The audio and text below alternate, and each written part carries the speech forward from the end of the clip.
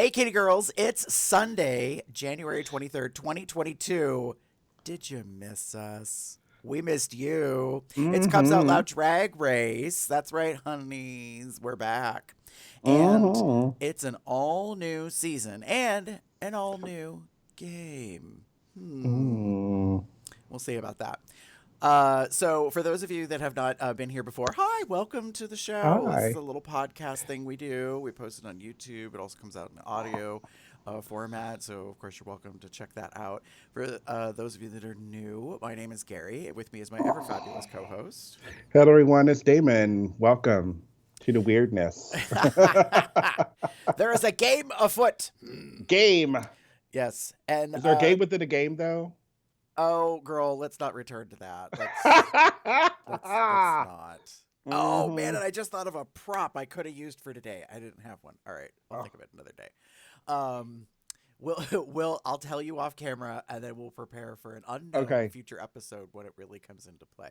Mm-hmm. So that being said, yes, there was all this announcement. I try to match the visual of what we do here to the theme of the season from the preseason. They do this whole reveal of who the queens are and all this stuff, and Mm-hmm. it never carries through into the actual season because they record the season and then afterwards it seems they think of a preseason theme and they make all the girls like dress a certain way to do a certain thing, and like it never seems to go together. This is the first season where I think it blends a little Just a bit little bit. better. A little. Just a little. I think there's a little stretching that's going on, but so we want to thank you for What? coming and joining Stretching in us. reality TV? No. Yeah. Never. Never heard of such a thing.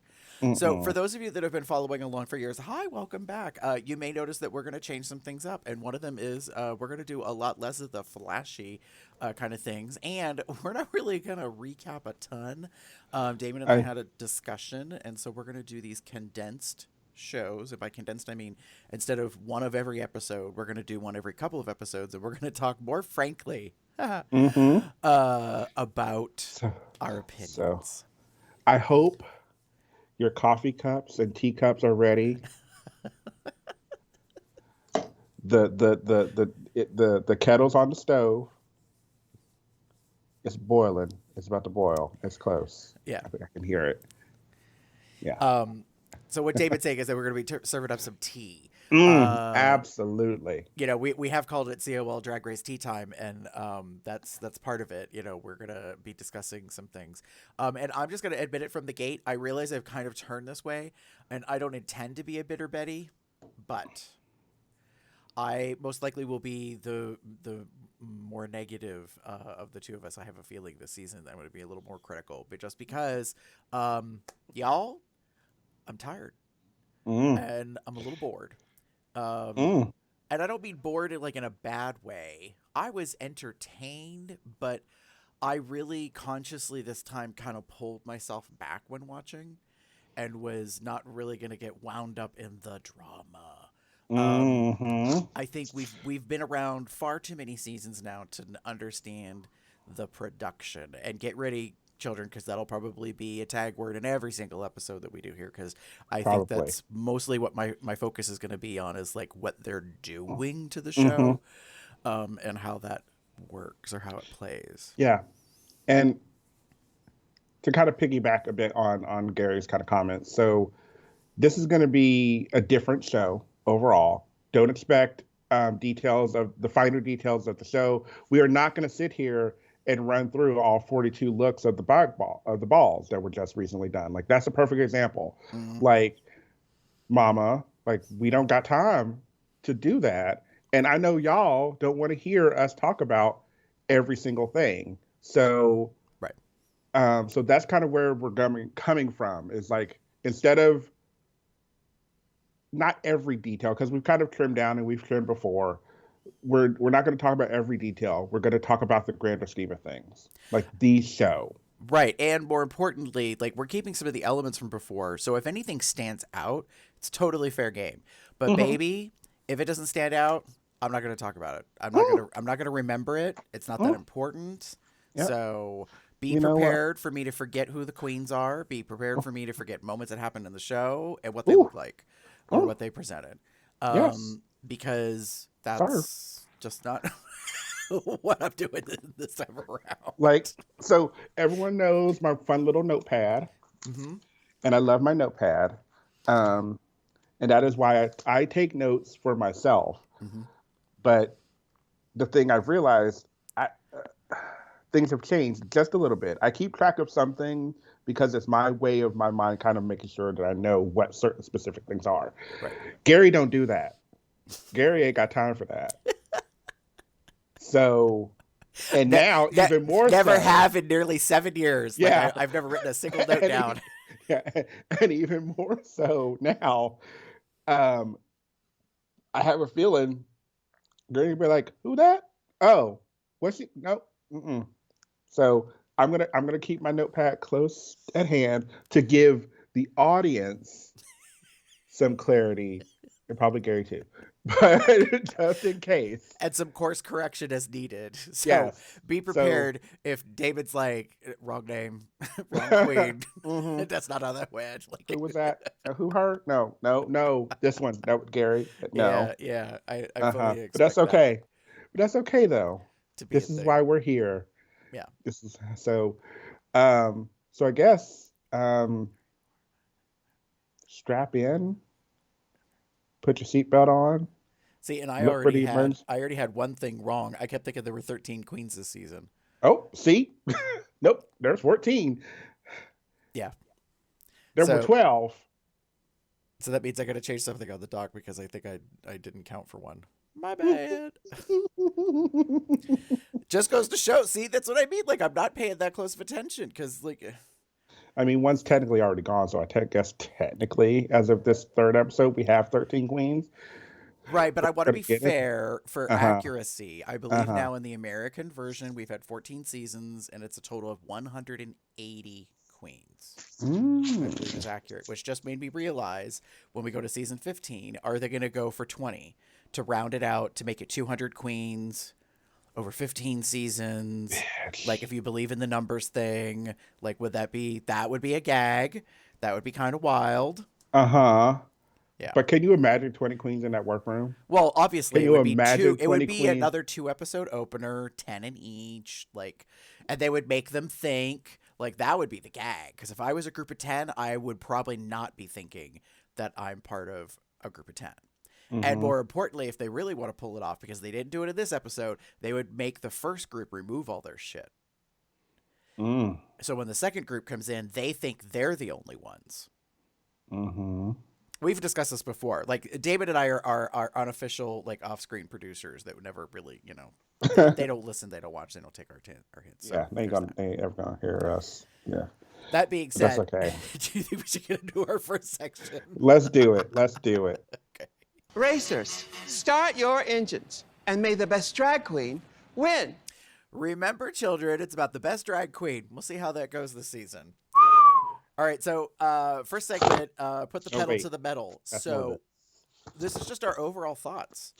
Mm. And if there were any serves, swerves, or nerves. That's why Okay. I said if anything rose to the top that was memorable, be good, bad, or if it's memorable as an indifferent. I know that sounds strange, but I'm sure it might happen.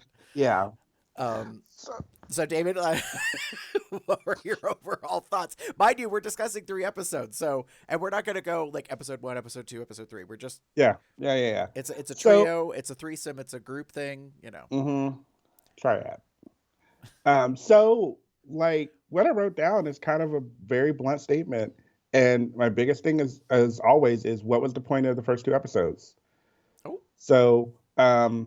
hi everybody. We were gonna get real, so let's get real. Uh huh. I got a new shade fan. She does have a new shade fan, and she's ready to use it. So to recap really quickly, episode 1, 7 queens come in. We get to introduce, we get an introduction. One gets eliminated. Mm-hmm. They sashay away Mm-hmm. out the door. Episode 2, same kind of thing. Mm-hmm. 7 queens come in, we get introduced. They do the elimination, one goes away. Mm-hmm. Episode 3, Mm-hmm. 12 girls converge because we've got 12 left. Sounds great. Awesome. And let's move on. Let's move forward. Let's keep going. Nope. It out opens the door. No, Ruth says, I'm going to, there's 2 more queens I'm going to add to the competition. And the minute she said that, so we've talked about production, we're talking about this. The minute she said that, I knew exactly who was walking through that door. And guess who it was? The 2 queens who were just fucking eliminated. You know what this reminds me of? This reminds me of my professional life. You know, when you get an infection because you didn't properly screen who your partners were, and then you go and get treatment, but you don't finish the treatment because, you know, like, you feel better. Why should you bother? And then it comes back, and lo and behold, you walk it around with something, passing it on to the people. So, yeah. It wasn't a true elimination. It wasn't, you didn't really get rid of them. Yeah. And that's sort of my issue. Like, because here's the thing, and this is me being like, if they had actually truly been eliminated, I would have preferred that. That is very similar to what we've had in years past. There's a Kelly Mantle, Magnolia Crawford, like those 2 girls that they went through the whole process, they got introduced, and then they were eliminated, and we didn't hear from them again. Good. Why? Because that is the whole point of the competition, is to remove queens who aren't up to snuff, and then getting the ones that we want to win, who will eventually win, to win. Like, that is kind of the point. So let's not keep going back to this, like, everyone come in, because to me it felt, I've talked about this before, like when we had these episodes with the these past few seasons where we've had these split episodes and we've had our split openings and we've had queens that no one gets eliminated. So there's no, while it is great to get to know the girls, and I will admit having this like 14 queens split into 2, so we kind of get to know them a little better. That's great in theory. But I don't necessarily, this is gonna be a blunt statement, so we told us we weren't gonna hold back. If you weren't up to snuff to make it past the first episode, I don't need to know you, per se. Yeah, I'm surprised at the way you feel about this, and here's why. Because while I agree with you to a certain point, I guess, like, you know, my Grinchy heart has grown some, because there's a part of me that's like, if I was one of the first queens eliminated, I would totally want the opportunity to come back and potentially stay. And that is what has happened. So, I find it interesting because theoretically we've already had a save. And we know that another one's coming at some point. We don't know when, we don't know how, and in theory it's been presented that it can't be manipulated. Because what's the quote? We're leaving it up to the drag gods. Okay. So I still kind of wonder a little bit about that. So yeah, I can get into that, and I'm not going to do it just yet. Okay. So you were sitting here like, I'm going to be the cunt. Like, ha. Beat you to it. Well, it wasn't a competition necessarily. I was just preparing the audience, and I honestly feel like I'm going to be more critical. I've sensed that in me over the past few seasons. We've been doing, you know, COLDR. I just feel like I'm not being thrilled. I'm not being surprised. I'm, you know, and so the formula is starting to get old. And by old, I just mean like predictable, and it's not really, you know, moving me in a certain way. So, yeah. Yeah. I hear you. Yeah. I hear you. So, Gary, how about you? Well, I said little shakeups. I'll start with that part first. So the first shakeup is that a queen did go home in the very first two episodes. So that Hmm. was different as opposed to like we're going to introduce these queens and then we're going to move on to the next episode. We're going to introduce these queens and then move on to the third episode and then the competition really begins. Instead, we literally sent a queen home. Like, and I kind of felt for these girls. Like they just arrived and then you literally in 48 hours got to pack your shit that you just unpacked, put it Hmm. away and head out the door. Um so I hear you on the whole like if you gone, you gone. We're done. Um, yeah, and so in the case of these queens, um, I one of them I have more expectation, hope for. I find them more alluring, more intriguing. They kind of pull me in. The other one, not so much. Hmm. And she gone, girl. So, um, it's like you got a hope and a dream, but I don't think you've got. I don't think you're ready. I don't think you've done the homework. Um, but we know this happens every single season. Some queens are very much veteran performers, entertainers. They know what they're doing. They Hmm. know what an eye line is. They know what cameras are. They understand like how to make a catchphrase, how to pose, how to like look a certain way. So yeah, there's that. Hmm. Um, so there's some little shakeups. The introduction of the Willy Wonka like golden bar shit. Hmm. This is what I was referring to when I said about the drag gods. Like I thought this was very interesting as a modified element. So what Hmm. they've done, and this is why I said I think they're listening to the fan base. They've removed Rue's power to save a queen arbitrarily because who knows why. Hmm. Now they've turned it into everybody gets a chocolate bar. Now, granted, it's a rhubarb, ding, in a wrapper, and they wrote their names on them in marker ahead of time, and now they have to hold on to them for the whole game, which is interesting because it kind of speaks to Survivor for me. I have not watched that series in many Hmm. years, but it reminds me of the Golden Idol thing. How like Hmm. you go and you find this thing and it gives you special like immunity or whatever. Immunity. Hmm. That's what I feel the golden chocolate bar is going to do. Um, but what I find Yeah. interesting is instead of letting production take them back, they have the queens holding on to them, and they said, "Do not lose them." And I was like, hmm. I find So that part very interesting because, like, if that, if we're to believe the way the personalities are presented, girls, you all better like hide your fucking chocolate bars because cornbread gonna eat one of them. Like that's like the first thing, all right. yes, And yeah. second of all, like if you misplace it, and some other queen's gonna be underhanded and shady as shit, they might make your chocolate bar disappear. Hmm. So there could be some So potential drama coming again, down the road. yeah, I don't there's know. potential drama if they are keep actually keeping the bars. I'm just gonna put it out I there. I I hear I am you. putting it out there. I'm getting feelings of the lipsticks during All Stars. Uh-huh. Like, Exactly. Yeah.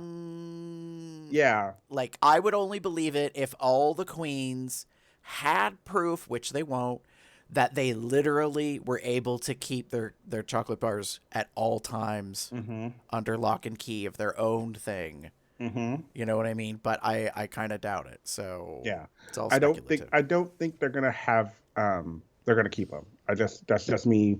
Just they wrote their names on them. Maybe.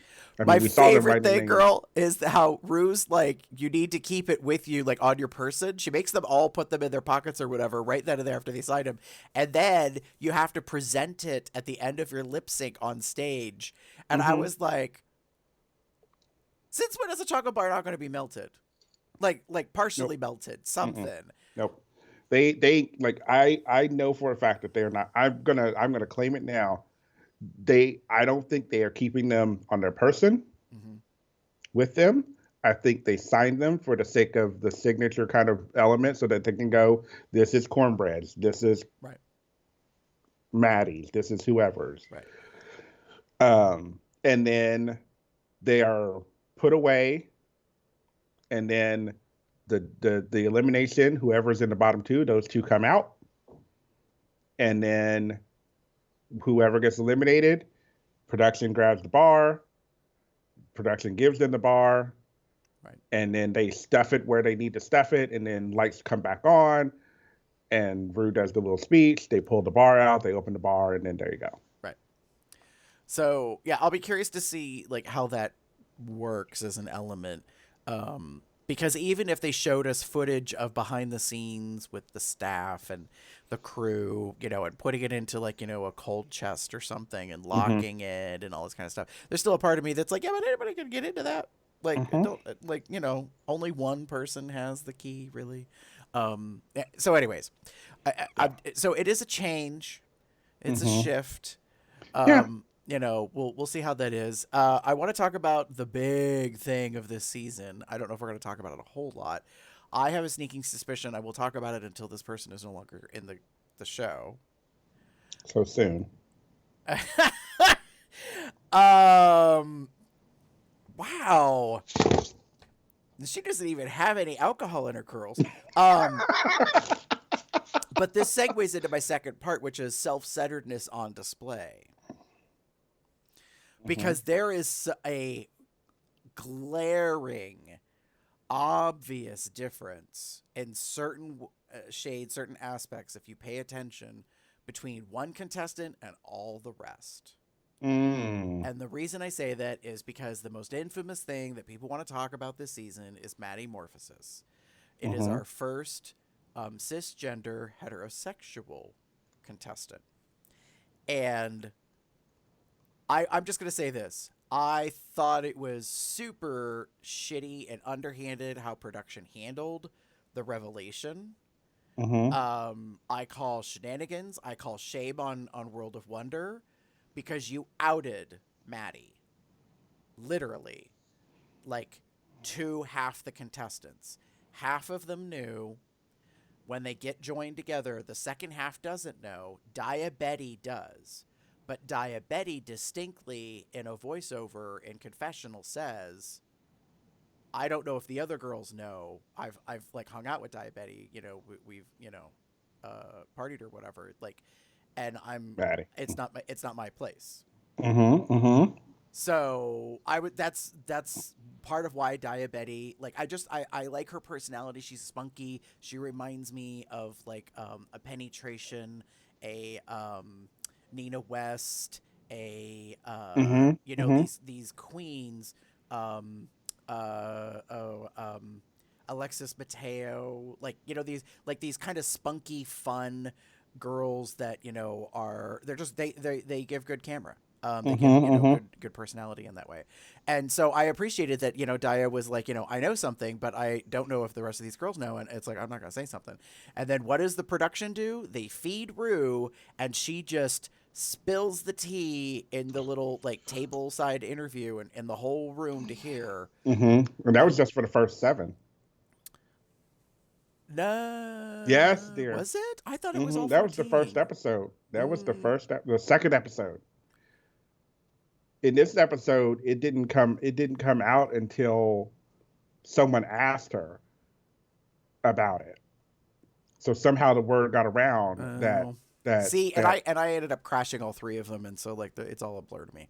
Yeah. I just remember the drama of it, like, and of course the little sound clips and all that kind of shit. Yeah. But I was really fucking annoyed. I was like, really, really, we're doing this. Like, we're just gonna throw that out there like it's no big deal, which it's not in one aspect. Yes, agreed. But I'm sorry, like, you don't get to take that away from somebody. You could say Bussy, Legia, these other YouTube personalities could say somewhere in the contract, in the fine print, it says they can, do whatever they want. But there's a part of me that's like, that's just immoral. It's just disrespectful to have that as a discussion about another person. So how about Orion's story reveals that their mother committed suicide? Yeah. Heavy moment, right? And awkward as fuck. Even the editors didn't know what to do to get out of that scene. Like, I noticed how it was like, like they it was the weirdest transition, and I was like, oh, y'all didn't know what to do with Nope, that. y'all Like didn't see you that knew coming. you had to talk about it, you knew you had to show it, but you didn't know how to get out of it. Yeah. But like, but that's Orion's story, no Story. pun intended, Yeah. to tell. Yeah. So I Exactly. really feel it was Maddie's to discuss that, but Maddie very importantly says queens have opinions, and I've already had to deal with them, so I'm not gonna, really kind of make a thing.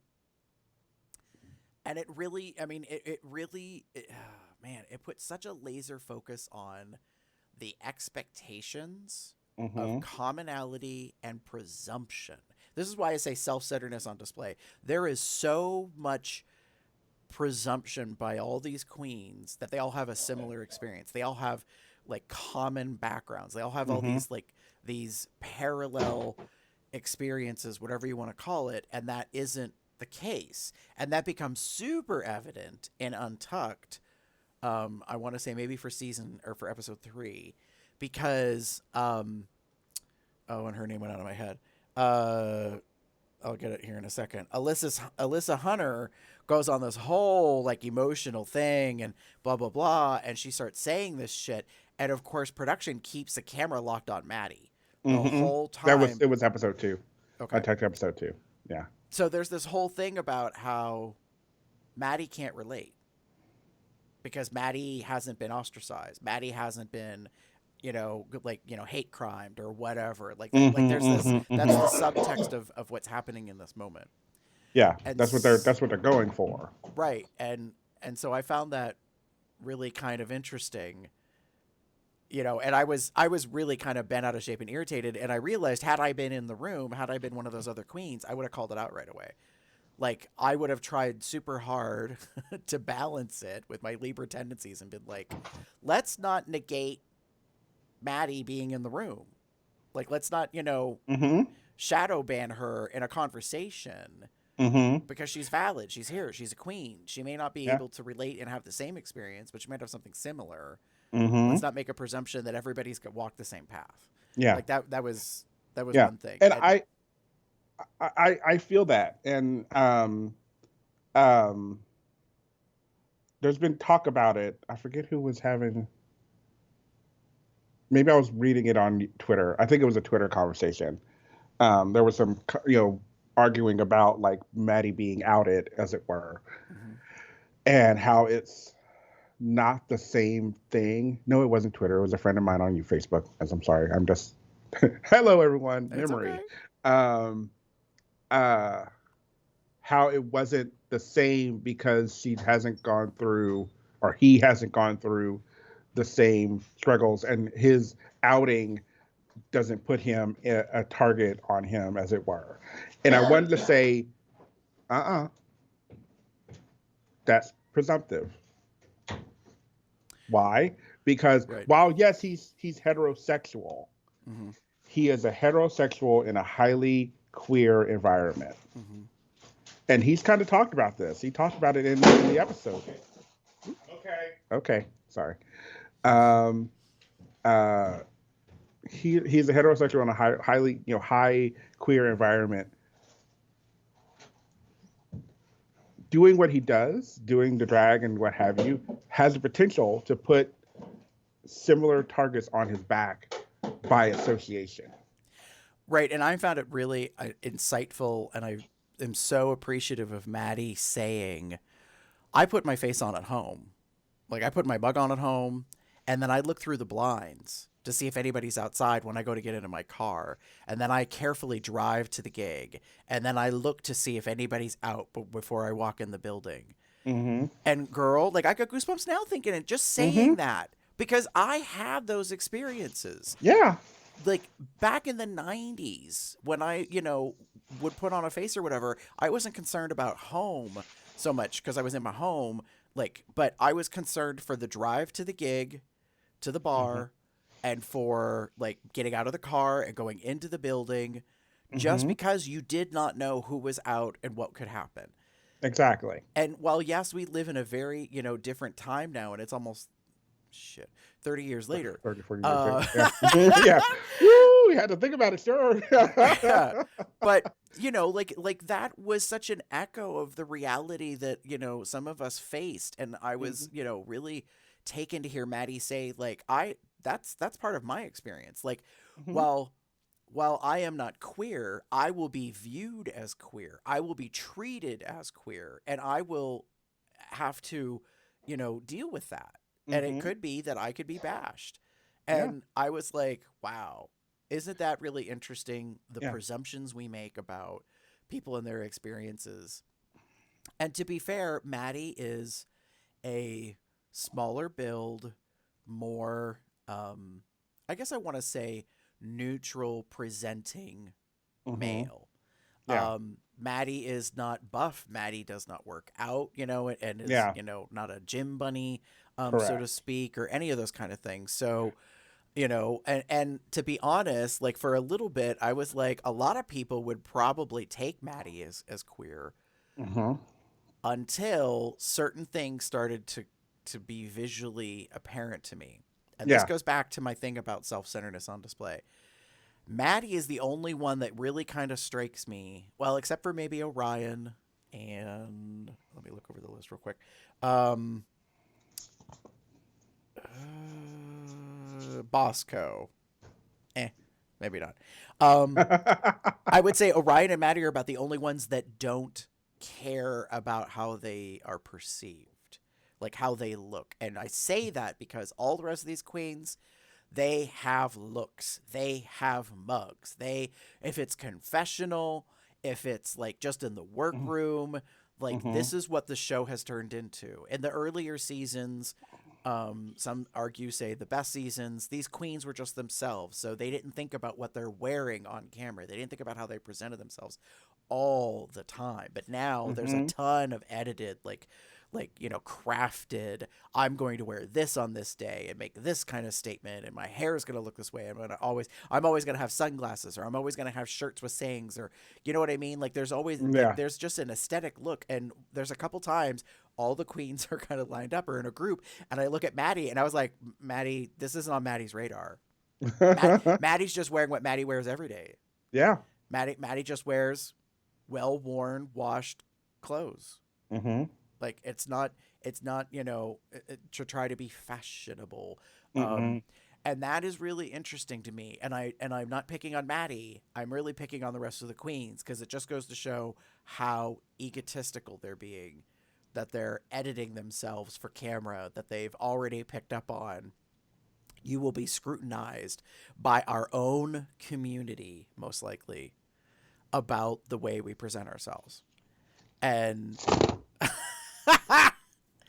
I love that fact, Shade fan.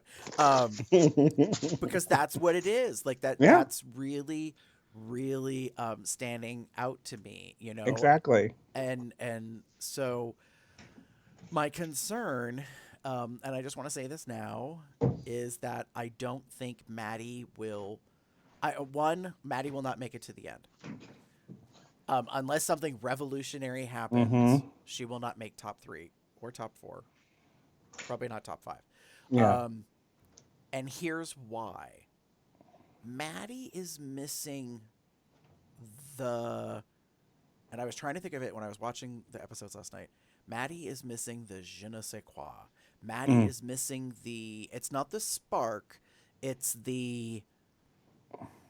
it's almost unteachable. I don't want to say it isn't, but it takes so much time and effort to be able to do certain things. And one of the things I picked up on is Maddie's body posture and movement.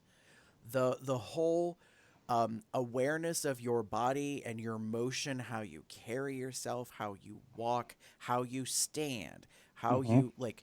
There's a ton of that. Like Rue says something about to Lady Camden about her being a dancer. Immediately, Rue, like it was Rue probably already knew, but Rue says it's obvious that you're a dancer, and I was like, is it really? But then I started paying attention, and I was like, well, Lady Camden does kind of stand a certain way. Mm-hmm. She does hold her feet in a certain position. Mm-hmm. Like she does stand pretty erect and straight with a straight back. Like these are things that you get, taught and that you learn through that art form. And so that's why I'm saying with Maddie, I was paying attention and I was like, Maddie reminds me of a younger queen, a queen that is having fun but learning as they go, Mm-hmm. and yet isn't naive. Yeah. So, like, I don't know if Maddie over time will become more aware of how they carry themselves and what they do. What's interesting to me over watching this, and you remember Drag You, Mm-hmm. and all the makeover shows that we've done where they bring in either a family member or we had the infamous veterans episode. They bring in these straight bros or Yeah. whatever. Yeah. Yeah. Yeah. Maddie's posture and behavior is not equivalent to those, but is also not equivalent to the queendom. Yeah. And by that I mean the gays. Yeah. Like because like there just seems to be kind of a fluidness about we've bought into this whole cultural thing about women and how they carry themselves. And Mm-hmm. so there's the finesse and there's a flow and Mm-hmm. there's just not this like dominance or strength. Sorry, I don't like using this word, but there's a beauty, a Mm-hmm. grace to things of how you carry yourself and how you gesture and you move and these kind of Mm-hmm. things. It like women, quote unquote, or what we portray, especially in drag, is much more flow as opposed to chunky or Mm-hmm. Mm-hmm. like kind of articulated in a very like kind of not robotic, but do you understand what I'm saying? Like I'm just I struggling here, understand what but you're saying. I know what you're saying, and that's kind of where I can agree, and I understand.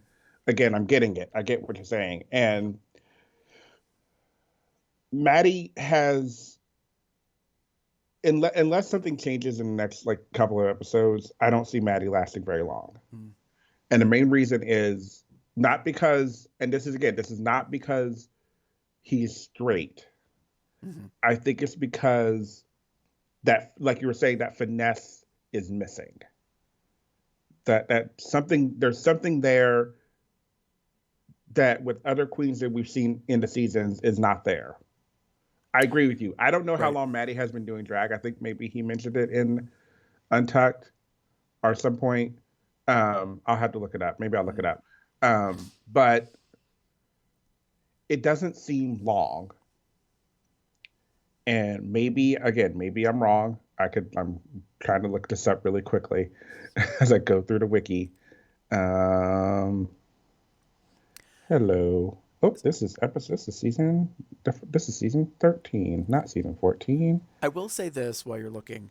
Um, and this isn't meant to be critical of Maddie because Maddie is heterosexual.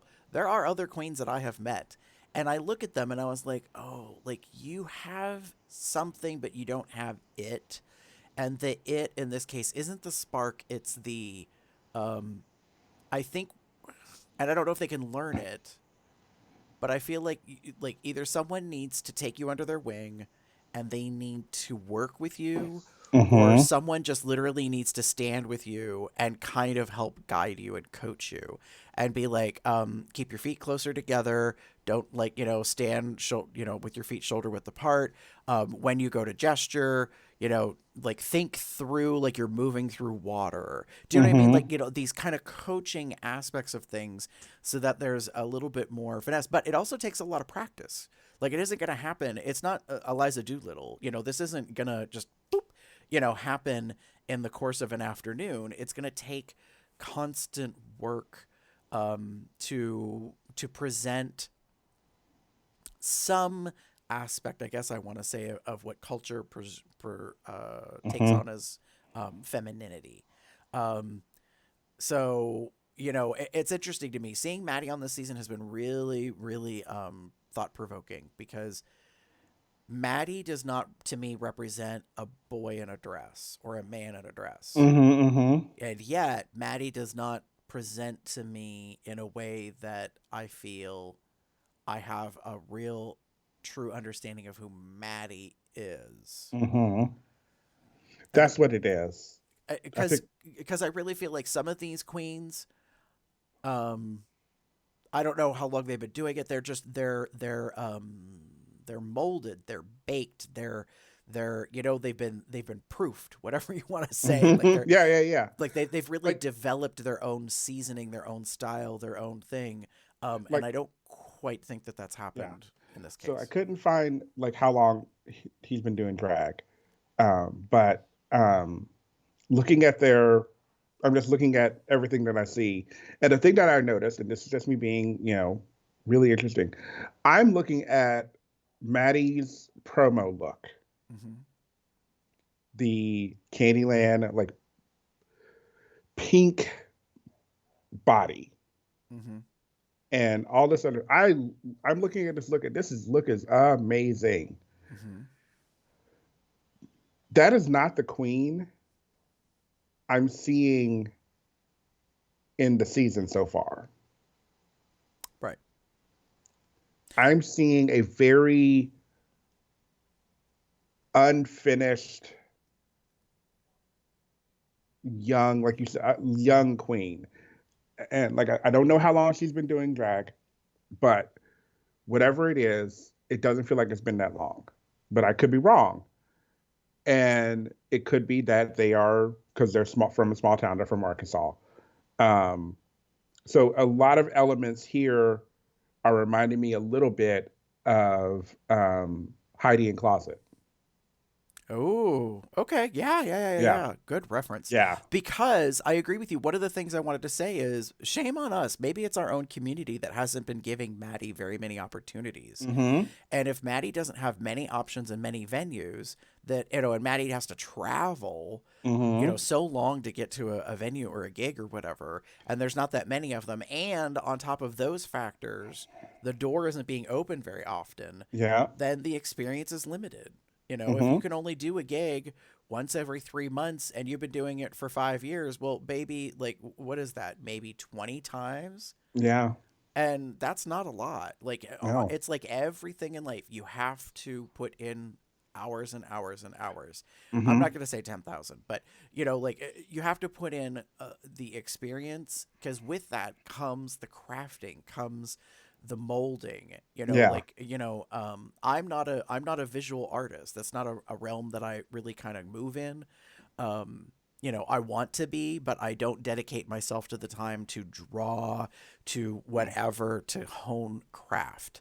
Mm-hmm. And there's only so much that you can do in a way. And you could you know I'm forgetting Aiden's last name. um Zane. like Aiden Zane is a bedroom queen. That was like infamously one of the things everyone talked about, was that Aiden didn't really do many gigs, but did a lot of like their mug in their own bedroom, and like video type performances. Yeah.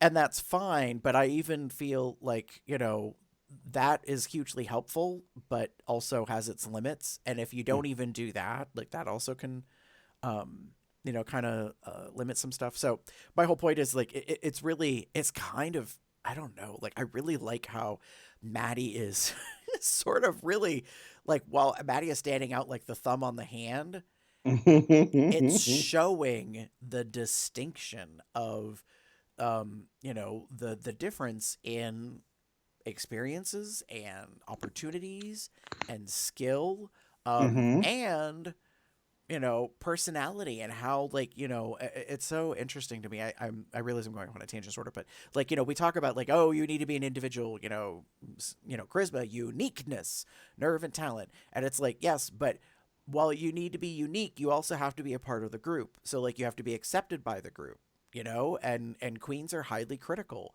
and can Mm-hmm. be, some of the most judgmental people on the face of the earth.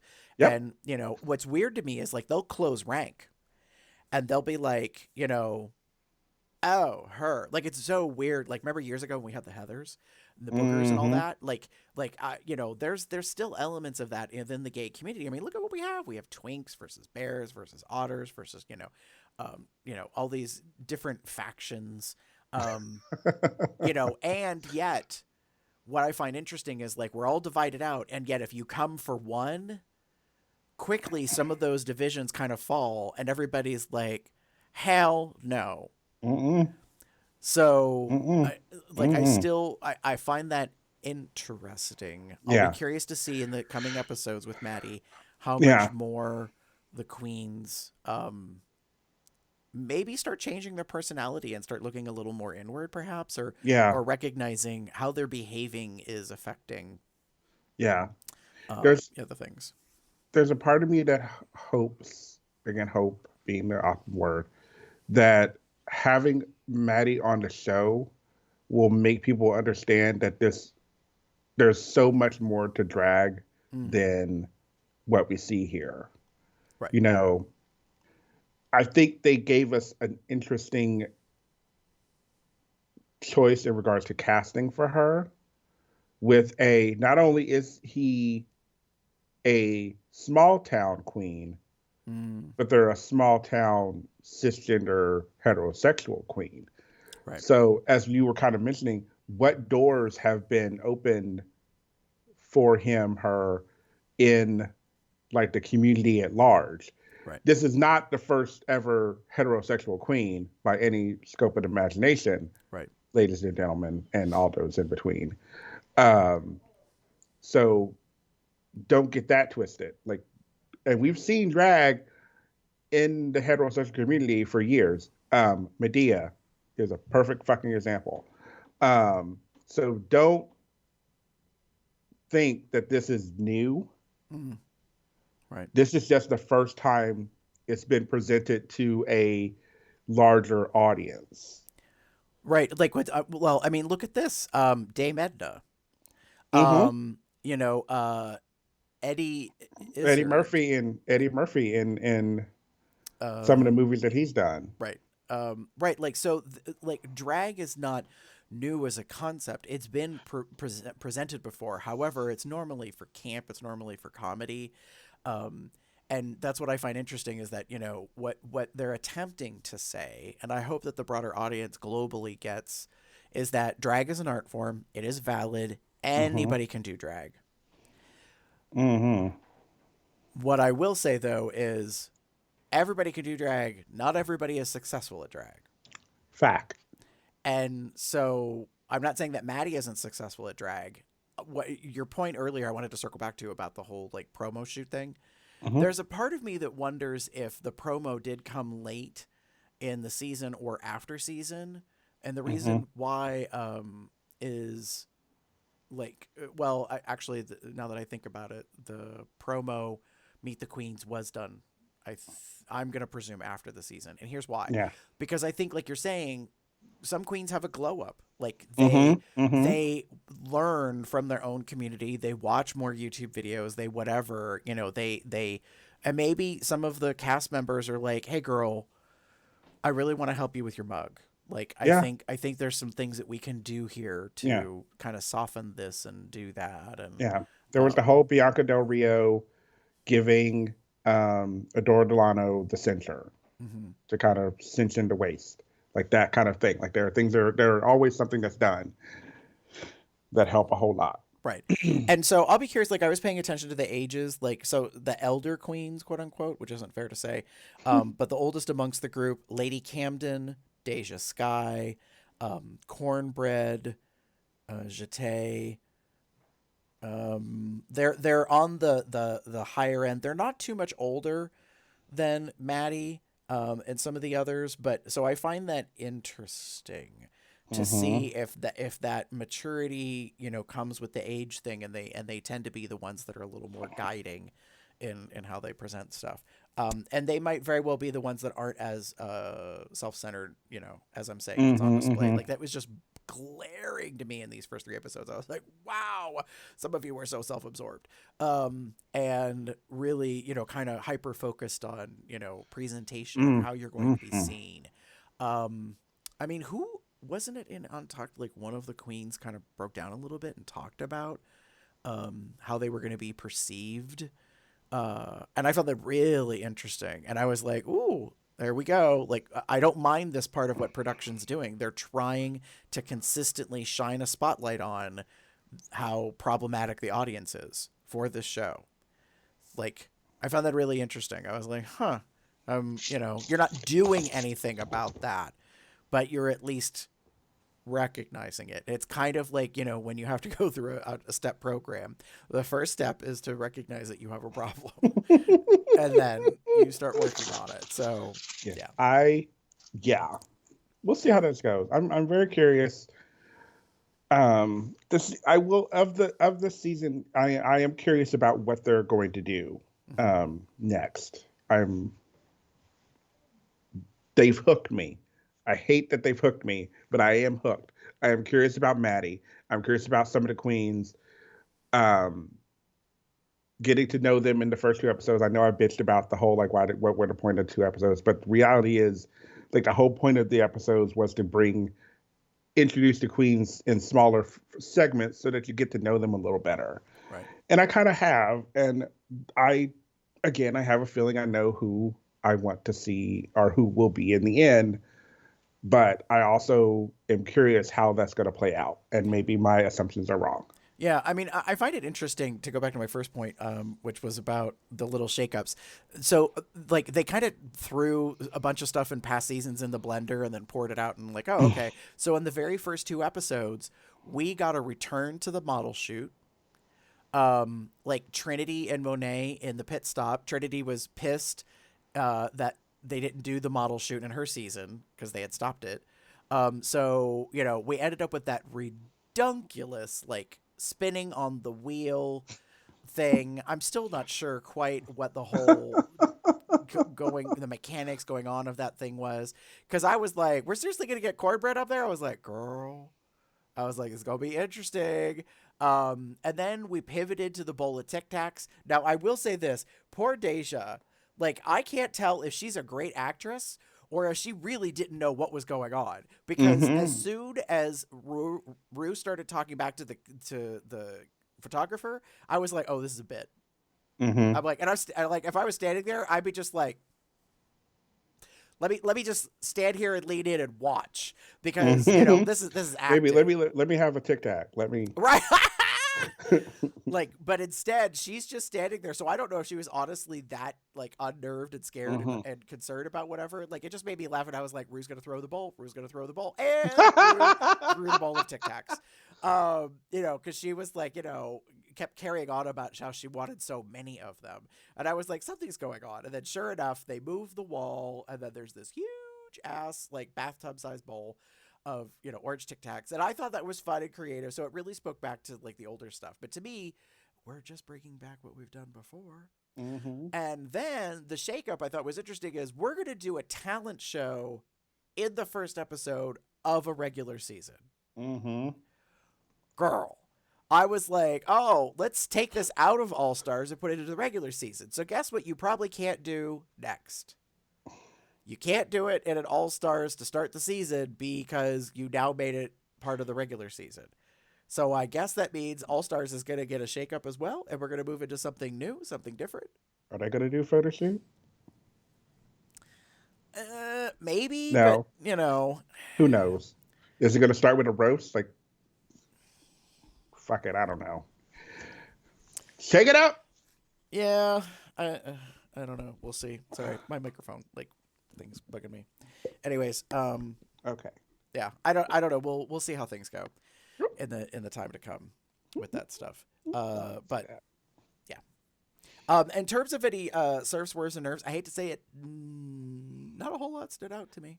So, like, good, bad, and different. I didn't think anything was an absolute catastrophe. I mean, we don't have Lala Ree's bag outfit. And we don't have Detox or Violet level couture either, I think. Quite. So I will say the only thing that kind of stood out for me, and I'll call it I don't know if I want to call it a nerve, a swerve. A nerve, or maybe call it nerve. Actually, I will call it nerve because fuck it. Why?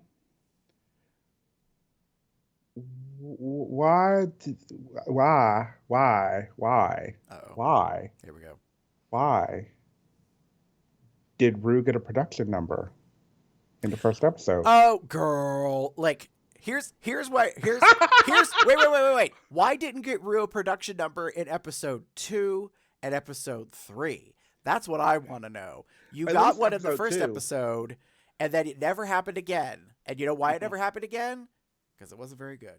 So I'm sorry. Like, people have been clamoring supposedly, allegedly, for years. They want to see Rue on tour. They want to see Rue lip sync. They want to see Rue perform. Well, you saw Rue perform. Did you think it would have been worth the $50, $60, $70, $100 to see her ass, like, walk around on a stage? Did you? Because you know who did all the work? The 4 dancers, not Rue.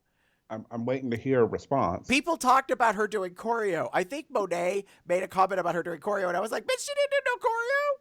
She didn't do no choreo. She stood there. She stepped to the left and stepped to the right. Right. And she did it awkwardly at that. Rue is not the best dancer. Rue is not the best lip syncer. Sorry, she's not. She's beautiful. Wait. She's a glamazon. Like, oh. And she was made that way by beautiful, talented people. Shout out to Matthew. So, you know, like... Yeah, again, I don't... again, that's why I think I call it a nerve. Because to me, it was kind of like, really? So not only did we do this, but we only did it once. Mm-hmm. We didn't do it for the second number, the second episode, big opening. Right. And then we're back to just you walking down the stage and a somewhat nice outfit, and then going back behind the thing to put on your sweatpants and socks. Yeah. So, whatever. It just caught me off guard, and I wrote it down, and I put down, I didn't. Okay, never mind. But I was just like, what? Why? I felt it was very self-serving. I felt it was very masturbatory. I'm the host of the show. I'm going to do a little number. And then part of me is like, girl, you are not Carol Burnett. Like, you know, you are not Cher. Like, that's not this kind of show. Like, you know, and you're not that good at it. No. And, you know, no disrespect for her, but I'm just like... No, total disrespect. Fuck her. No, I'm not kidding. I'm just expressing my opinion. I'm like, not that impressed. But I agree with you. Like, there were some inconsistencies. Like, okay, back to the Tic Tac Bowl. They didn't show, and I'm really super annoyed that Rue didn't do that routine with every single queen. She only did it with the first queen.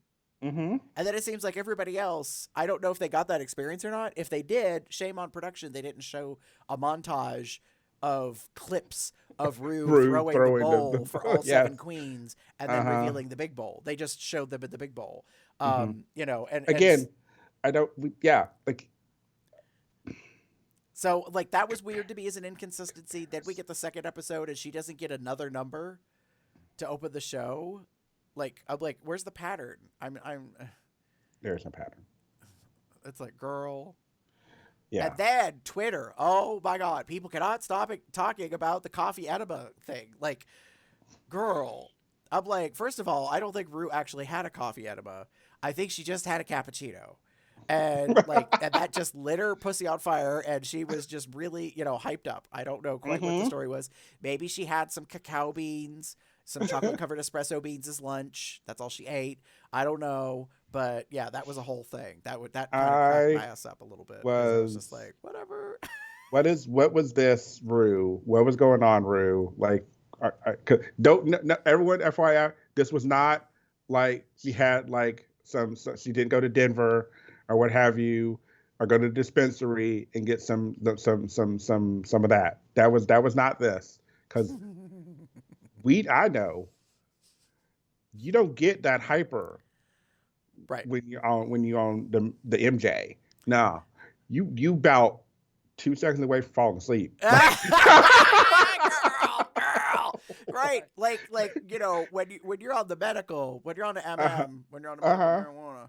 Like, or you take edibles, be they gummies or whatever, brownie, you name it. Like, you relax. You might get slow, but you don't get hyper. Like, and even depending on like the make, you might get a little more alertness.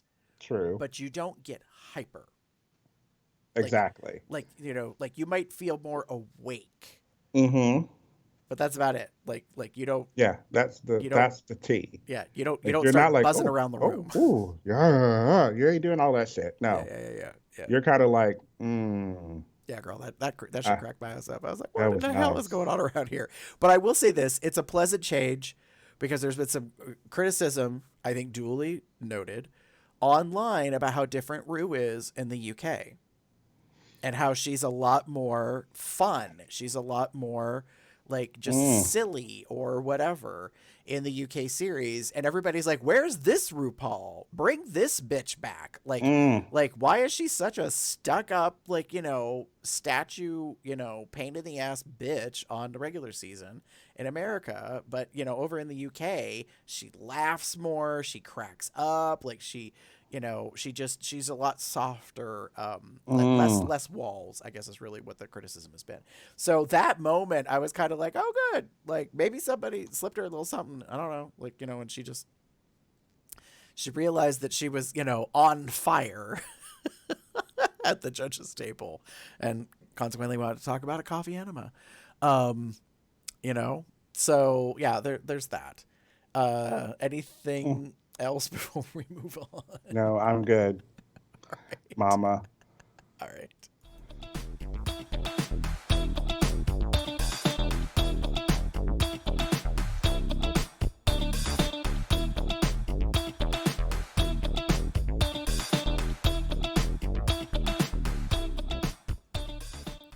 All right, children, it's time for the snaps and the eye rolls, aka the highs and the lows, the hits and the misses of the episode. So, first, we're going to go through Damon and I. For those of you that haven't heard this before, seen it, we're going to talk about our snaps that we're giving props to, Mama, and then Mm-hmm. also we're going to eye roll some things Mm-hmm. about these episodes. So, Damon, starting with you, who you giving snaps to? So I am actually going to give some snaps to Cornbread's kindness. Mm-hmm. So one of the things that Yes, yes, we've yes. seen in these episodes, so Cornbread is a standout queen for this season. Like I'm just going to call it right now. She is given great confessional. Mm-hmm. She has given us like bits, sound bites, and whatever. She is a character. She's loud, and I love her. Like she's great. She's got a lot of she's got a voice. Like her when she was coming in there and her like cracks at Willow Pill and her damn like flip flops. I was just like, you're getting me. I'm laughing. I'm loving it. I will say this: Cornbread is a good time gal. Like Mm-hmm. that's what she presents, and yet I really like how she's presenting herself with Mm-hmm. a little bit of an edit because I think she learned from Silky Nutmeg Ganache Correct. how to kind of rein it in a little bit. Mm-hmm. She is not like loud, loud. Yeah, yeah, yeah, yeah, There are yeah, moments yeah. when she's talking and she's there, but she knows when to shut up. She's First off, observant. she's very observant. Mm-hmm. She has a witty catch. She can get the catch, the comeback, and what have you. She's all good with that. I loved her in Untucked, this most recent Untucked, where she was trying to say something, and then bitch Jasmine Kennedy started talking, and she kind of went like, "Oh well, never mind. I'm just going to shut up and not going to say anything because I guess." And I was just like, "Absolutely, absolutely." Yep, yep, yep, yep. So in addition, so in this episode, there's an interaction between Cornbread and Willow Pill. As we've learned, Yeah. Willow Pill has some kind of physical medical condition. She called it something I can't remember, but there's all these things. And during the episode, she's talking about how um, um, she was having difficulties with her hands were freezing essentially. Right. Um, I thought she gave an excellent description during her confessional. She's like, so if you've ever been outside and it's been really cold or whatever, she's like, and you come inside and you take your gloves off and your fingers don't work because they're so cold, like you don't have much feeling or sensation and they mhm, can't get warm. She's like, that's me all the all the time. time. Yeah. And I was like, what a beautiful way to help explain for the audience what you're dealing with. Because to just watch you sort of struggle a little bit, not very much, in my opinion, with the sewing machine and that kind of stuff, like I was a Hmm. little confused as to Like, okay, like this is a physical thing, and we knew from the very beginning. Willow's been very open about their medical thing, Hmm. and like talking about it, and I'm Hmm. glad because this is something that the early seasons definitely didn't do. Yeah. Um, and so, yes, I agree with you totally that Cornbread was like, let's go get you some hot water. Now, Hmm. this isn't what I thought was going to happen. I thought Cornbread said, let's get you some hot water to put your hands in. Mm. And instead, craft services gave her a cup of hot water with a Yeah. lid so she could Yeah. hold it, which I Hmm. thought was probably better. But I swear, Cornbread said, we get you some hot water to put your Yeah. hands But in. it, yeah, it was very much a moment, like just a few moments that I saw that she was just like, and we know through, again, through the confessionals, Willow kind of saying like, me and Cornbread are really getting, like Mhm. talking and what have you, and it was really appreciative. I don't know what this is in regards to Cornbread's background, because we also in this episode find out how um, her family was not very, at least in the beginning, was not very happy with her transition and her life, Yeah. and essentially she left the house and found somewhere to go, and the family didn't even go look for her, like that, like those kind of things and those Yeah. moments. I was sitting there, yeah, it was It, very rough. it was heartbreaking. Uh-huh. Um, it had an echo of Roxy Andrews, like Mm. suddenly having the revelation, the memory of being left at the bus stop. Mm-hmm. Um, like this whole like abandonment thing, Yeah. and Cornbread starts, and what I loved that Cornbread owned was she was like, I thought I dealt with this. Like I Mm-hmm. thought I thought I was already cool, kosher, copacetic, whatever you want to call it. I'm good with this, and I didn't expect this to come bubbling up while I'm trying to put my face on Yeah. because of what Colby's saying, and I was just like, and I felt for Colby because I do genuinely think Colby felt conflicted. Like, well, Carrie. shit, or sorry, Carrie. Carrie Colby. Right. It's okay. Casey, we'll call her. Uh, I really think that she felt conflicted because she was like, well, fuck me sideways. Like, I just did this Well, unintentionally to another queen, and she wanted to go yeah. talk to her, and yet at the same time, it's like, do I? Don't I? She's in her No. feels. Like, would this be too disruptive? You Yeah. know? Like, I will say this much, and again, this is the whole shit that I get a little upset about. Mm-hmm.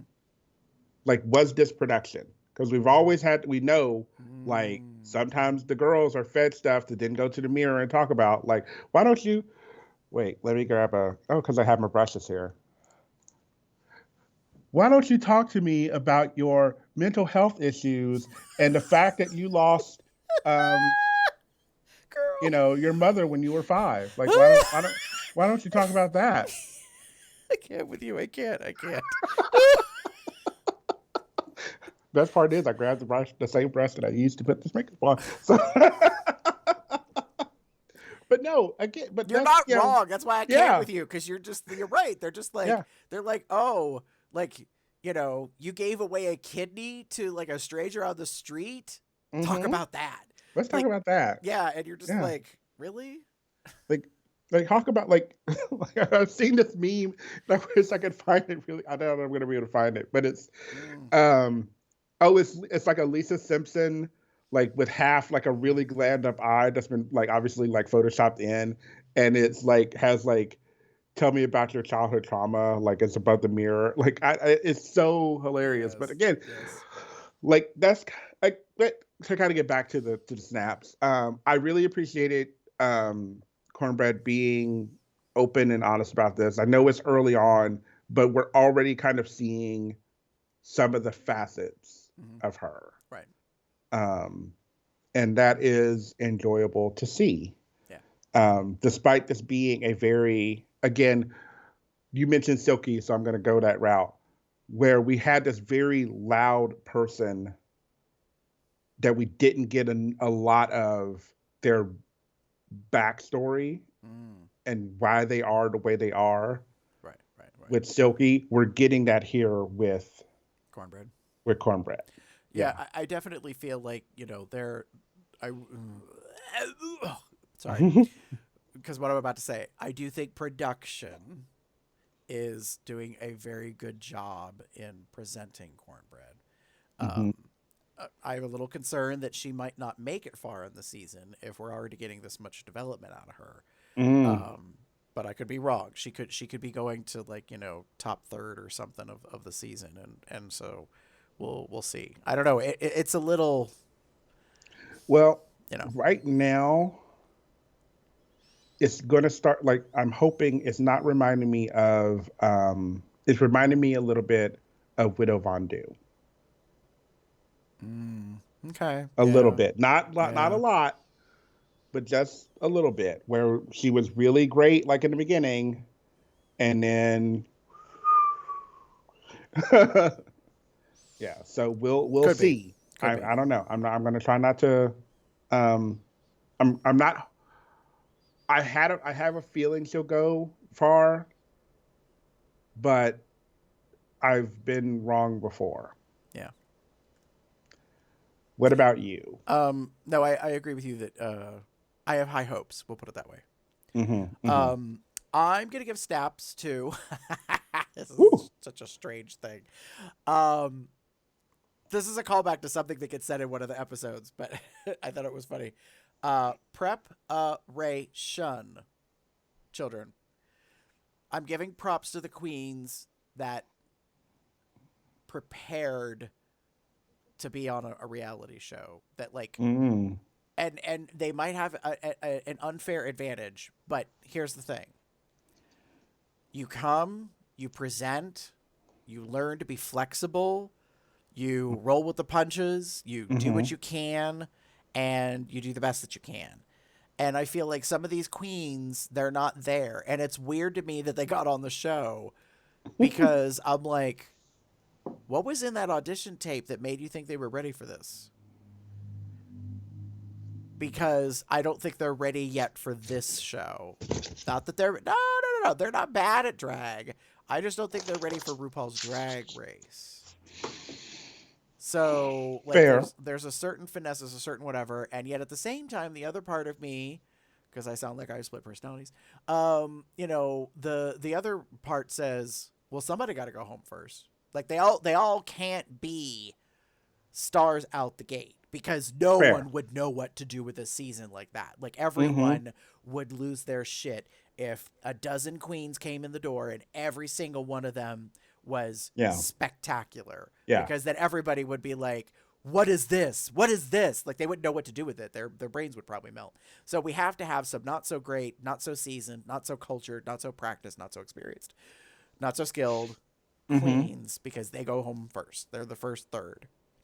And Yeah. then we end up with the second, third, and they're kind of the middle of the pack. And if you're in that grouping, it's really about you rising to the occasion and modifying and changing. I think Jinx Monsoon is an excellent example of that.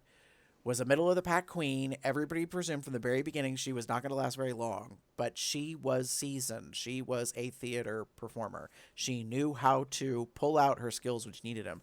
What she needed was finessing. She needed guidance, and she got that.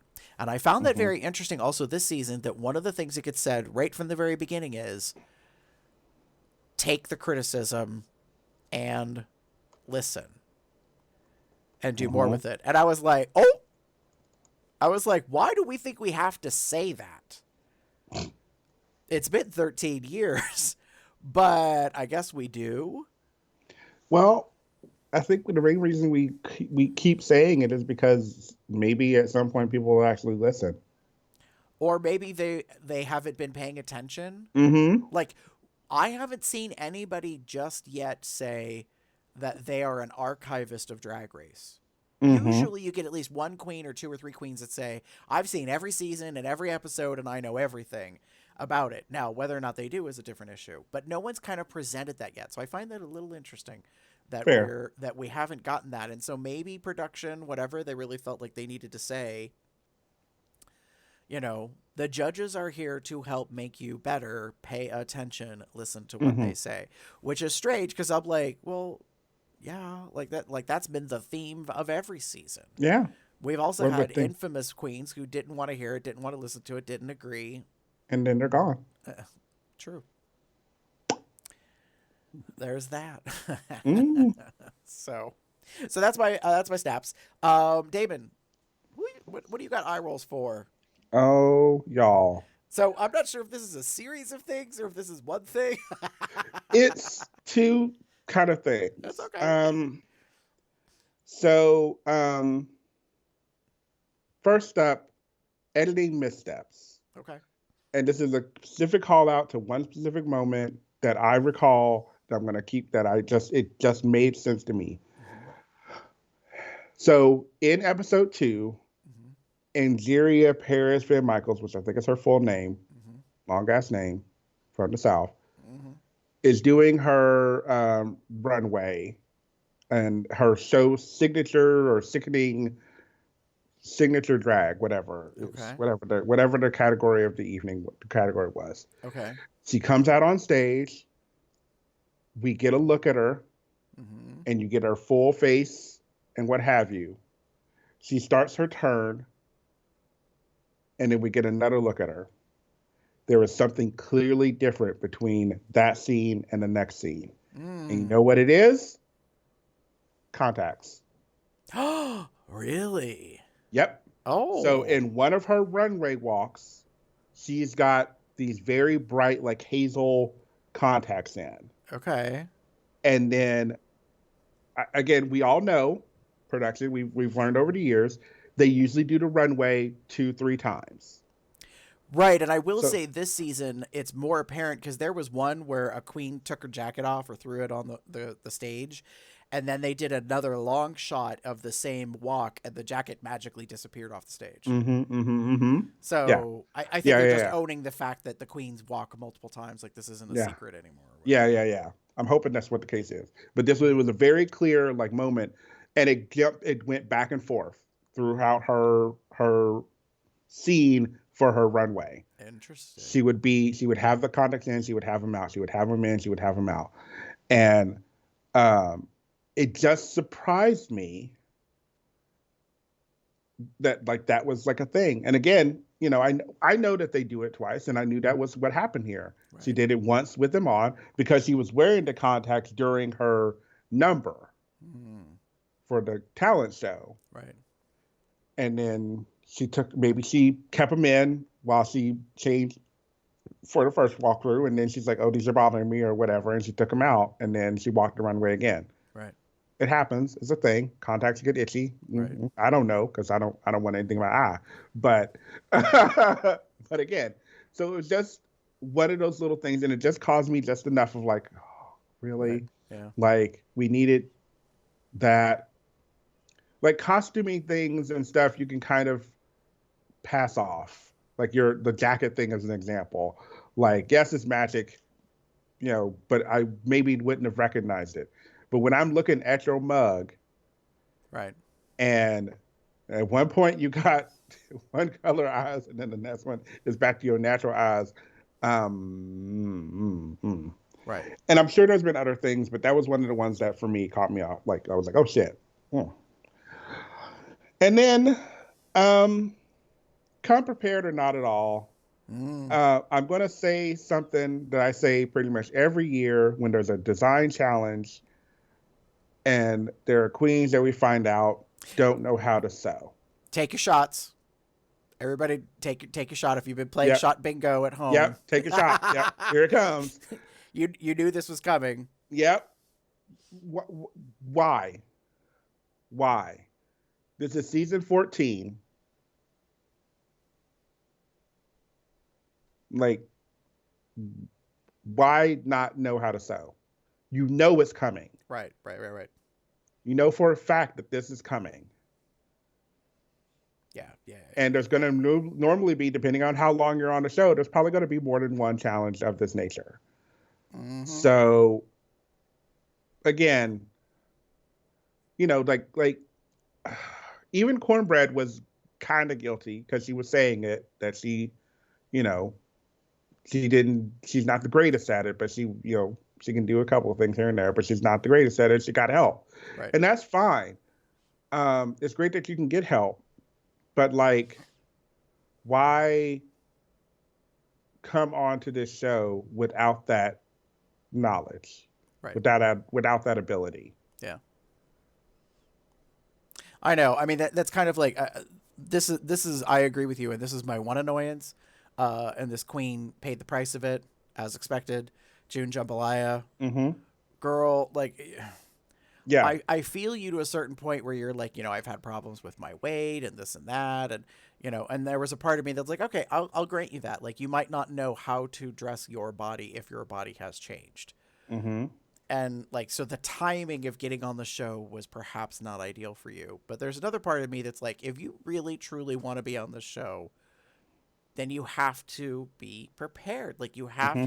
you have to have done something. Mm-hmm. Like, Willow talked about how Willow does some of their own sewing, but doesn't do it very much because of the physical pain issue. Mm-hmm. So, like, that said to me, Willow knew I have to know how to sew. I don't have to know how to do a stitch. I have to know how to put things together. Mm-hmm. But I don't need to be a seamstress. Yep. And that's the distinction. Like, Yep. and holy cow, boy, did Rue drop this like feedback bomb, this coaching thing to these girls made me laugh so hard when she said, "You don't need to reinvent the wheel. Nobody said you got to reinvent the wheel. Girl, nothing wrong with the wheel. The wheel works just fine. Just like Yep. copy the wheel." And I was like, "Oh no, she didn't. She just called it out and was like, you just need to imitate. You just need to make a facsimile. You're Yeah. not asking for the for originality." And I was like, wow, she just put that out there to everybody. Mm-hmm. Cracked my ass up. I was like, well, and there we go. So wait for Yeah. that to bite you judges in the ass later on when you bitch about how something is a copy. Mm-hmm. Like, it was funny. I was watching not extra recap. Pit stop? Pit Stop. Thank you. God bless it. So many shows. Pit Stop, and it was Miss Violet Chachki was the guest, which they should. And I agree with them. Every ball, we should have Violet be a part of it, because you are gonna get mwah. You're just gonna get magic, magic. I don't care what Monet said. um, Violet gave some very pointed, very reality statements, and I get it. Like, she was a little mad at Willow. Like, for as an example, Willow's second look, because it was a knockoff of an actual like designer's outfit. RuPaul would be okay with that, obviously, because Willow won the challenge. Um, Violet was not. Mm-hmm. She was like, get the original. If you're gonna do it, why not just get the original? Now, granted, the original probably cost a shit ton of money. I know. I was just thinking that as you said it. And I was like, "Cause not everybody got that coin, girl." Like, Yeah, we're not Violet Chachki's apparently making tons of dollars to are getting gowns and stuff from designers to like make all this stuff. We're also, and I'm okay, Bill T. We're also not paper thin and can like wear like maybe samples of stuff, because that's because it'll fit you. right, We ain't that little. I agree. Like June's a perfect example of that. Willow maybe, but June definitely. Right. As an example, because a girl who's got some chunk and has done, is dealing with those issues. So, like another example to me is Daya's signature drag look. It was really pretty. Mm-hmm. It was ripped, and I wonder why it was ripped. And I bet it's a possibility that maybe in the months or whenever she got it made, maybe she's gained a pound, or it's possible that it got ripped in transit. That sometimes happens. Yeah, something was weird about that. When she Yeah. turned and she walked back down the runway the very first time, I was like, wait, what happened down there? Like, my Mhm. eye was immediately drawn to her left calf region, Mhm. because I was like, that looks weird. Like, it doesn't match everything else for the ribbon kind of stuff.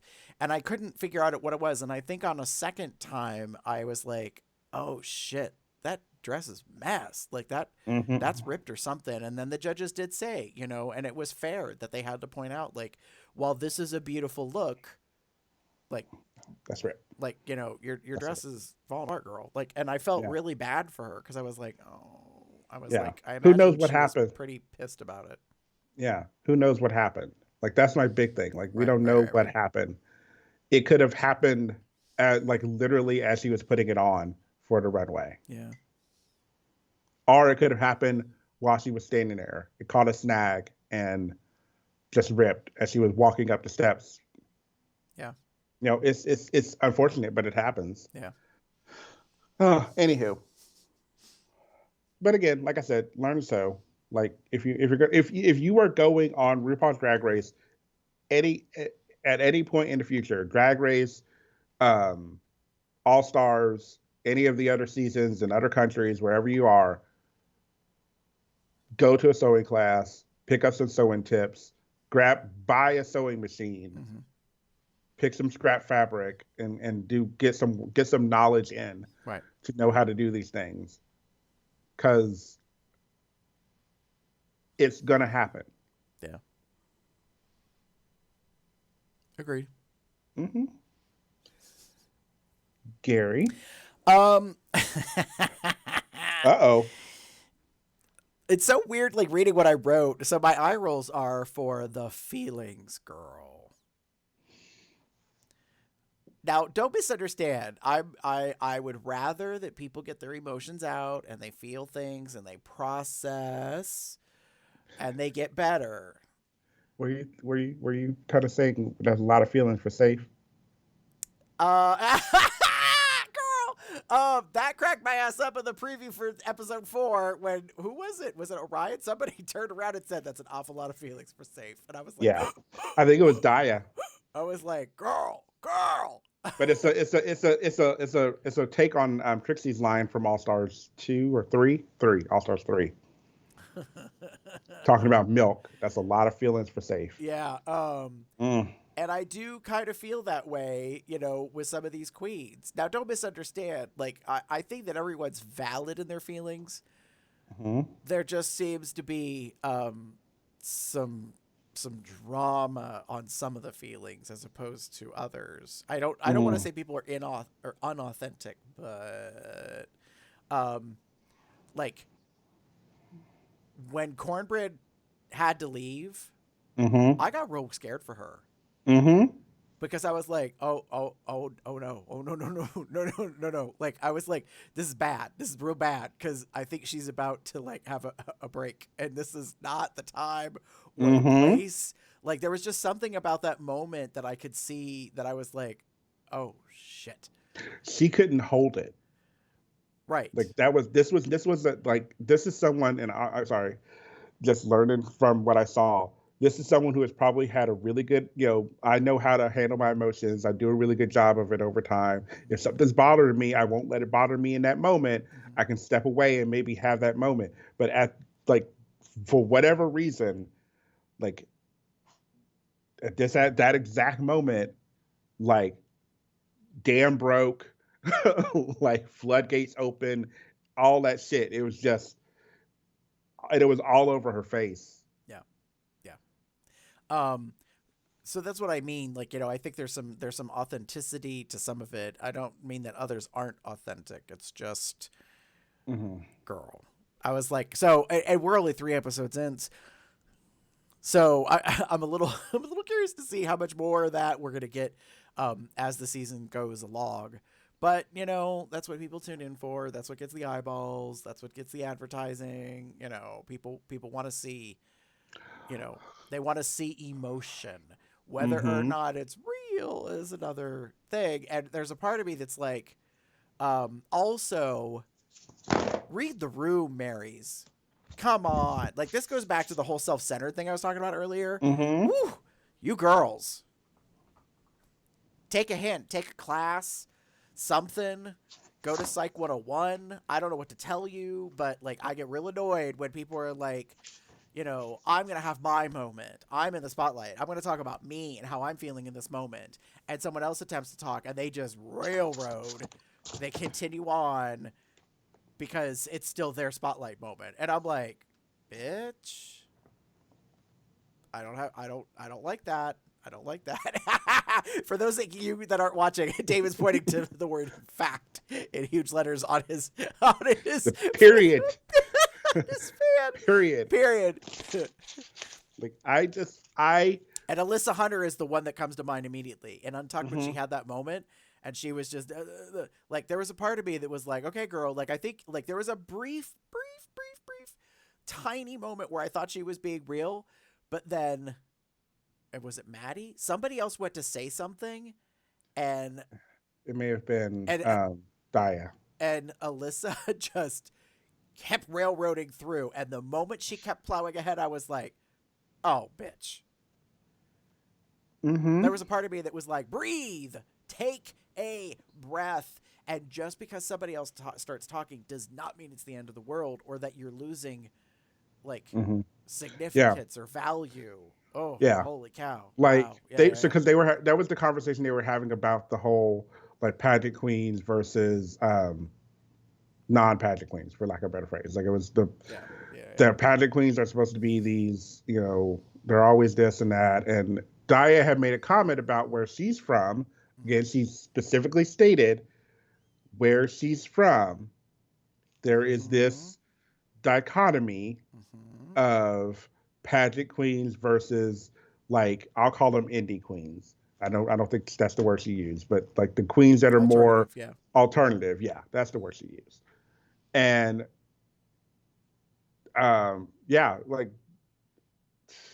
Alyssa had this moment. I was just like, "Girl, calm down, Right, right. calm down, Mary. It ain't that serious."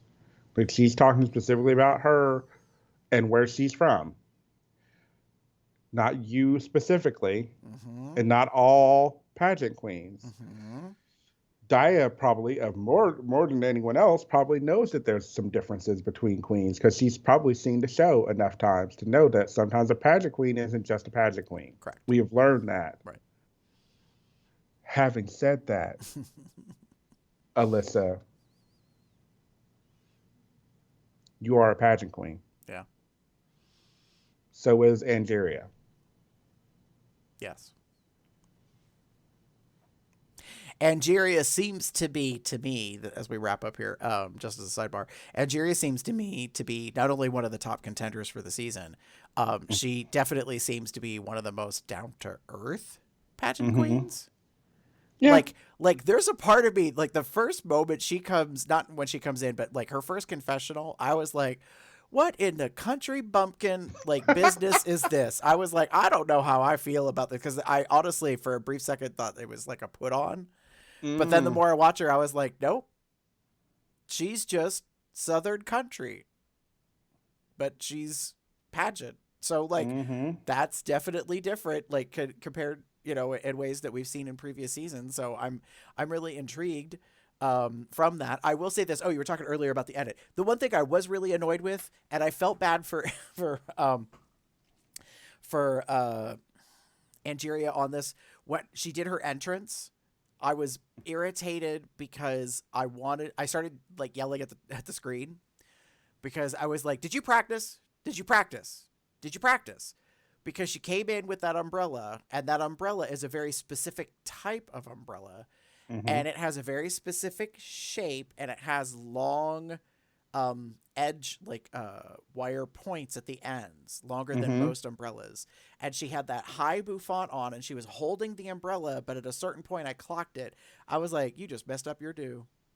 You just messed up your wig. And it wasn't horrible, but what happened was that she wasn't paying attention to how she's holding the umbrella in the moment, and so one of those spikes ended up like misplacing some of the hair. And sure enough, she walks over to talk to the other queens, and if you watch the edit, there's a couple of moments where it's like she's got this like this hair that's just kind of like floating or whatever. It's not in the proper place. And then I started getting pissed at the other queens because I was like, really? Really? None of you is going to say to her, girl, hold on a second, I got you. Like, Mm-hmm. let me fix that for you, because you have not looked in the mirror and you are completely oblivious to the fact that you fucked up your shit, because I don't think you practiced with the umbrella, how to stand with it and to not bring it near the wicket tree. Like, that was I was like, really, girl? But it did get fixed because later I noticed after a moment or a couple of scenes or whatever in the edit, I was like, oh, and now it's back in place and things look better. So I think by the time she went to do the photo shoot, I think is when I noticed like it was already fixed or something. So somehow, I don't know if it was production, another cast member, maybe she looked in a mirror, it got caught, but I was like, really, girl? But no, outside of that, she really definitely is poised, polished, well put together.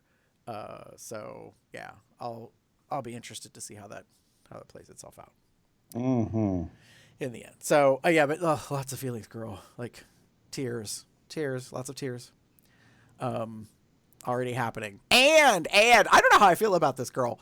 I'm I'm happy that the girls got the note ahead of time to not wear makeup that runs when you're crying, but it does look disturbing when there are waterfalls and nothing moves. I'm just going to say, for the record, for me, it looks a little weird when like there is so much water coming down your face and nothing like changes. Because I'm like, what is this wizardry?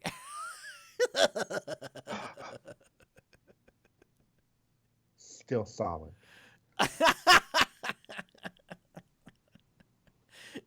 Like it just cracked me up to no end. I caught that a couple of times that these girls got these waterworks coming down their face, and I was like, nothing is moving. So yay! I will applaud you for the mascara that don't run, for the eyeshadow, for the foundation, whatever. Like nothing shifts, and yet at the same time, after about the fourth, fifth, whatever, how many times I saw it on different faces, I was like, okay, this is getting disturbing. Like, What's going on? I'm like, I just don't understand why it's not reacting. And especially because some of them were like in the midst of putting on makeup. Right. So it's not like they had gotten to the end and then sprayed a preserver sealant or something. Anyways, that's that. Sealant. Setting spray. That's what it is. It's a sealant. I don't understand why. Oh, we call it a setting spray. Girl, do you know what we used to do back in the day? Aquanet. You would put your face on and you would literally take hairspray and you would shellac your face with your eyes closed. Damn. And then you'd have this bright ass and not breathe. At least try not to. Yeah. Just be like, and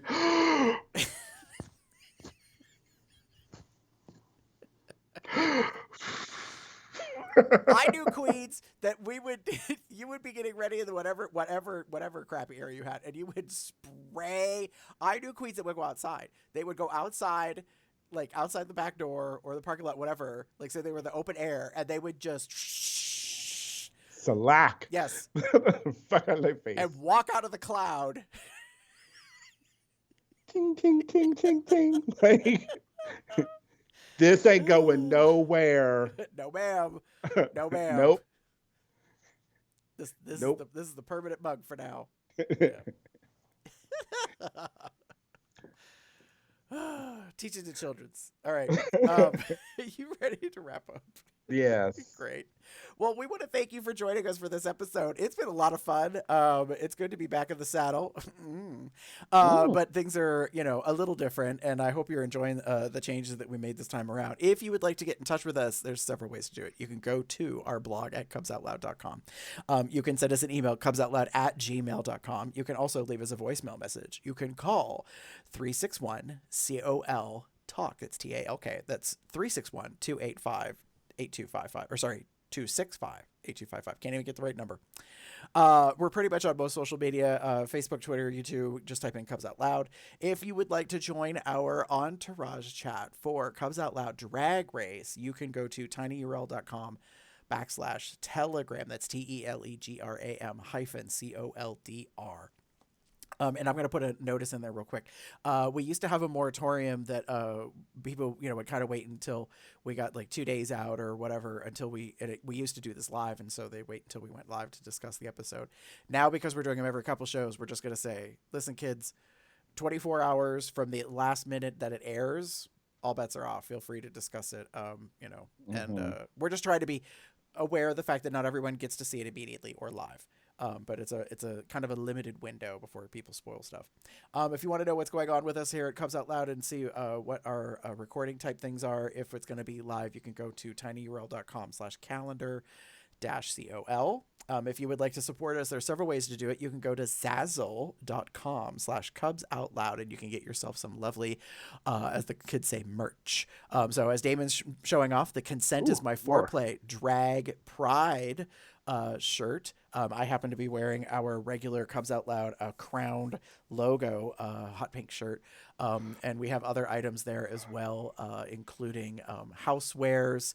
If you wanted to, you could get like a shower curtain, mouse pads, all sorts of things. And thank you, Damon. So he's holding up our Cubs Out Loud Drag Race coffee mug or tea mug, depending on how you want to call it. That one happens to be what's called the two-tone, where it has a matching inside color to the handle. This one happens to be pink, but I believe there's a black, like a baby blue, and like a gray, I believe, as well. So if you would like to, you can also become a patron. We have a Patreon at patreon.com/Cubs Out Loud for as little as $1 a month. You get access to the feeds for YouTube and for audio, which is the full episode. So it's the pre-show and the main show, which is the public part, and then the post-show.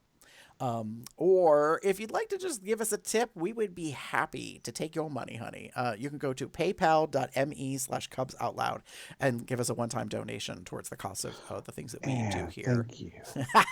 Pick the cabbage, baby. That's what you're doing. If you want to promote Cubs Out Loud, you could go to iTunes and rate us 5 stars. Thank you very much, with a lovely comment. We would be happy to read it online. Or you could pretty much subscribe anywhere that we're on.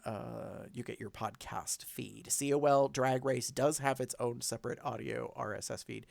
So if you just want to listen to our discussion shows, you can do that. Damon, if people want to get in touch with you online, where would they go? Well, you can find me as Theater Cub 79. That's TheatreCub79 on most bear-related sites or on Facebook. Or you can find me as pup_umbra on Twitter. The Twitter is definitely not safe for work, but it is a wonderful mix of drag and anime and porn and dick and peen and all that kind of stuff. But yeah. It's the one, my catch-all of all the like queerness of it all. Yes, I'll put it like that. What about you, Gaddick? If people want to get in touch with me, you can pretty much find me anywhere online as Gabriel73. When it comes to drag, I created a separate Twitter, which is Gabriel73DRAG. It has worked pretty well. As each new season comes around, like new queens get introduced, people kind of, tagging and stuff. So I've been doing a little bit of like muting or blocking, so I don't get spoiled. So it's worked pretty decently. So if you want to get in touch with me, you can go there. Otherwise, we'll be back in a couple of weeks. Like I said, we're going to do every couple of episodes intentionally. So tune in for our opinions. As you can already tell, that tea was piping hot this episode, honey. Yes, warm your fingers up, as because it's being served up. Piping. Yes. But I'll be curious to see what comes in the next few episodes and which queens are the next ones to sashay away. And who knows, this golden ticket thing, very curious to see how that plays out later on. I realized, so I'm just going to say this real quick. Actually, I'll save it for post-show. Hang on. Go for it. Okay. We'll talk to you later, lovelies. Bye, dears.